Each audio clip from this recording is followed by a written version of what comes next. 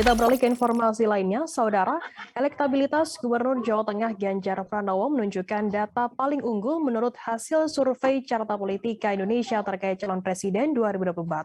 Pada survei kali ini, elektabilitas Ganjar paling atas dibandingkan 10 kandidat presiden lainnya.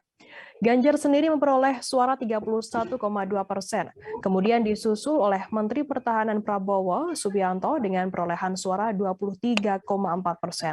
Lalu di urutan ketiga ada Gubernur DKI Jakarta Anies Baswedan dengan perolehan suara sebanyak 20%.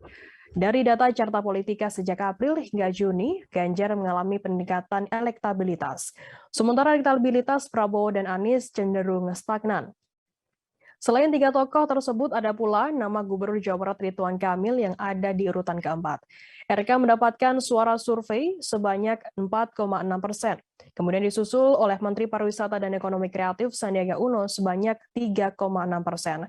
Di urutan ke-6 ada nama Ketua Umum Partai Demokrat Agus Harimurti Yudhoyono memperoleh 3,3% suara dari responden. Selanjutnya di urutan ke-7 ada Gubernur Jawa Timur Hovifah Indar Parawansa yang mengalami penurunan elektabilitas dari 3,3% menjadi 2,9%.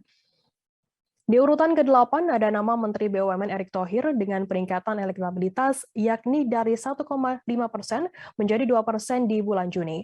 Sementara itu, nama Puan Maharani berada di urutan ke-9 dengan perolehan suara 1,8%. Dan yang terakhir, Menko Perekonomian Erlangga Hartarto dengan perolehan suara 1,2%. Jangan lupa subscribe, share, komen, dan like ya!